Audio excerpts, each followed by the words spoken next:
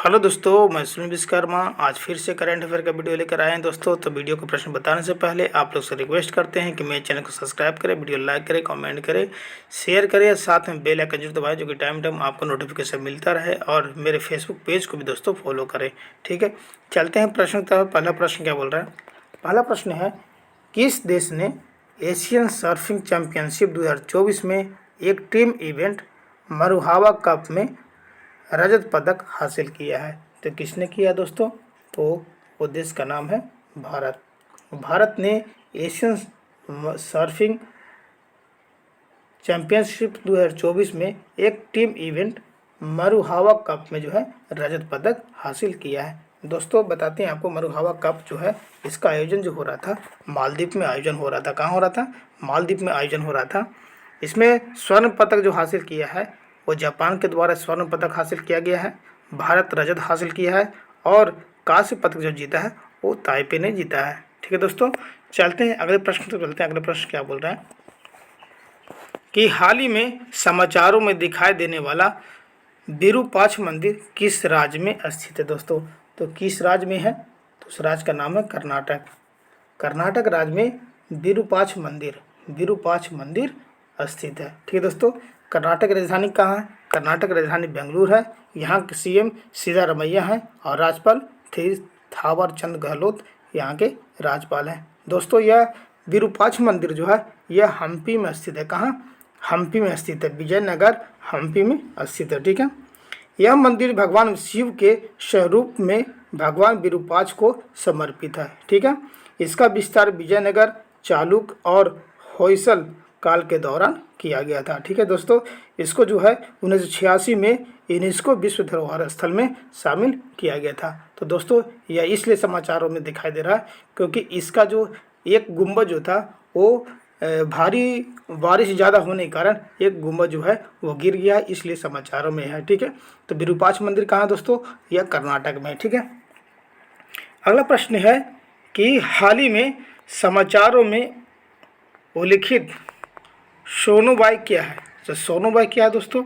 तो यह क्या है? तो एक प्रकार क्या है, पानी के नीचे ध्वनि में उपयोग किए जाने वाला एक छोटा व्ययशील उपकरण जो सोनार प्रणालियों का पता लगाता है।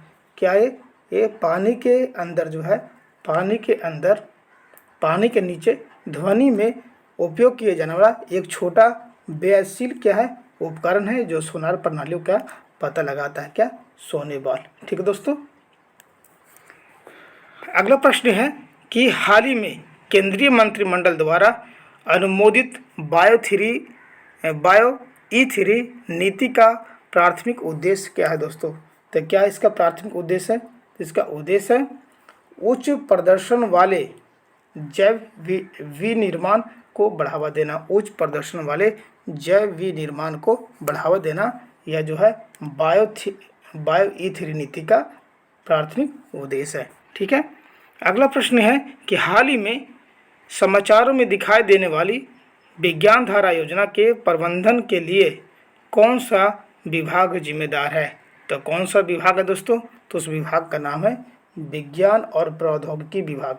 विज्ञान और प्रौद्योगिकी विभाग जो है विज्ञान धारा योजना को प्रबंधन करने का जो है योगदान जिम्मेदारी उठाया है। ठीक है दोस्तों, अगला प्रश्न है कि हाल ही में ITBP के महानिदेशक किससे नियुक्त किया गया दोस्तों?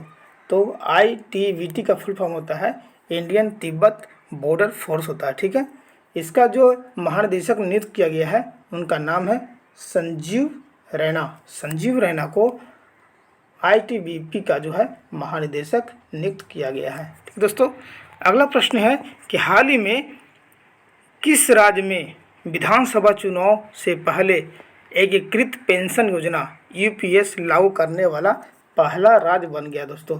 तो कौन सा राज्य है? वह है महाराष्ट्र। महाराष्ट्र में जो है EPS लागू करने वाला देश का पहला राज्य बन गया है। ठीक है दोस्तों, आपको दोस्तों महाराष्ट्र के बारे में बताते हैं कि महाराष्ट्र की राजधानी कहाँ है? इसकी राजधानी मुंबई है। यहाँ के CM है श्री एकनाथ शिंदे, यहाँ के जो है CM है। और राज्यपाल कौन है दोस्तों? श्री रमेश बैस यहाँ के राज्यपाल हैं। यहाँ के पर्यटन स्थल में आ जाते हैं पर्यटन स्थल में आता है अजंता की गुफा होता है, एलोरा की गुफा आता है और कन्हेरी की गुफा, ये पर्यटन स्थल में आते हैं। और करेंसी प्रिंटिंग प्रेस दोस्तों यह महाराष्ट्र के नासिक में स्थित है। क्या? करेंसी प्रिंटिंग प्रेस, यह एग्जाम में पूछता है दोस्तों, करेंसी प्रिंटिंग प्रेस कहाँ है, तो यह नासिक में। ठीक है। भाव परमाणु अनुसंधान केंद्र कहाँ है, तो ट्रामे में है। और तारापुर एटॉमिक पावर प्लांट कहाँ है, ये मुंबई में है। ये जितने बताए ये महाराष्ट्र से रिलेटेड था। ठीक है। अगला प्रश्न है कि हाल ही में किस देश ने 24वीं अंतर्राष्ट्रीय मदर टेरेसा पुरस्कार समारोह का आयोजन किया है, तो किसने किया दोस्तों, तो वह है दुबई में। दुबई में जो है 24वें अंतर्राष्ट्रीय मदर टेरेसा पुरस्कार समारोह का आयोजन किया गया दोस्तों। आपको बता देते हैं कि दुबई कहाँ किस देश में है दोस्तों, तो यूएई में दुबई पड़ता है। ठीक है। यूएई का फुल होता है संयुक्त अरब अमीरात। इसका कैपिटल कहाँ है दोस्तों, संयुक्त अरब अमीरात का जो है राजधानी है वो है अबू धाबी है। कहाँ है, अबू धाबी है। यहाँ के प्रधानमंत्री कौन है दोस्तों, तो प्रधानमंत्री हैं शेख मोहम्मद इवन रशीद। यहाँ के इवन रशीद अल मखदूम यहाँ के जो है प्रधानमंत्री हैं। शेख मोहम्मद इवन रशीद अल मखदूम जो है यहाँ के प्रधानमंत्री हैं। और राष्ट्रपति है मोहम्मद बिन जायद अल नहयान, यहाँ के जो है राष्ट्रपति हैं। ठीक है।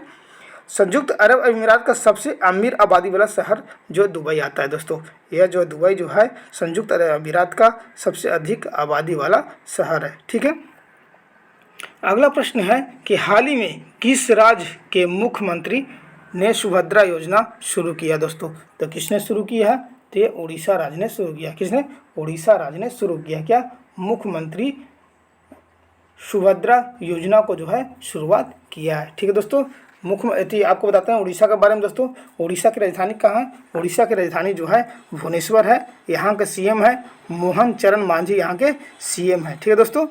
पर्यटन स्थल में आता है यहाँ का, तो जगन्नाथ मंदिर जो है आपका पर्यटन स्थल में आते हैं। कोणार्क का सूर्य मंदिर जो है पुरी में पड़ता है, यह भी जो है उड़ीसा में आता है। लिंगराज मंदिर जो दोस्तों यह भुवनेश्वर में है।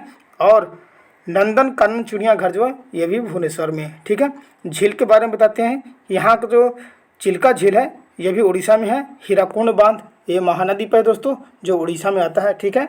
और केंद्रीय चावल शोध संस्थान जो है यह भी कटक में है, जो उड़ीसा के अंतर्गत आता है। ये जितने बताएं सब उड़ीसा से रिलेटेड पर्यटन स्थल थे, या फिर आप बोल सकते चिड़ियाघर था और झील था और बांध था। ये जितने थे ये उड़ीसा से संबंधित है। ठीक है दोस्तों। चलते हैं अगले प्रश्न की तरफ। अगला प्रश्न क्या बोल रहा है कि हाल ही में किसे आरबीआई ने तमिलनाडु मर्केंटाइल बैंक के एमडी और सीईओ के रूप में नियुक्त किया गया है दोस्तों, तो किसे नियुक्त किया गया है, तो उनका नाम है सली सुकुमार नायर को। सली सुकुमार नायर को तमिलनाडु मर्केंटाइल बैंक के एमडी और सीईओ के रूप में जो है नियुक्त किया गया है। ठीक है दोस्तों। आरबीआई ने जो है तमिलनाडु के मर्केंटाइल बैंक के एमडी और सीईओ के रूप में जो है नियुक्त किया है। ठीक है दोस्तों। आरबीआई के गवर्नर कौन है, तो आरबीआई के गवर्नर कौन है, तो शक्तिकांत दास जो है आरबीआई के गवर्नर है। ठीक है। और आपको आरबीआई के बारे में बताते हैं कि आरबीआई की जो स्थापना हुआ था वो हुआ था 1 अप्रैल 1935 की स्थापना हुआ था। और इसका मुख्यालय कहाँ है दोस्तों, इसका मुख्यालय जो है मुंबई है। ठीक है दोस्तों। आज का प्रश्न जो है यहीं पर समाप्त करते हैं। तो दोस्तों आप इससे रिक्वेस्ट करते हैं कि मेरे चैनल को सब्सक्राइब करें, वीडियो लाइक करें, कमेंट करें, शेयर करें और साथ में बेल आइकन जरूर दबाएं, जो कि टाइम टाइम आपको नोटिफिकेशन मिलता रहे। और साथ में फेसबुक पेज को भी दोस्तों फॉलो करें। थैंक यू दोस्तों। जय हिंद।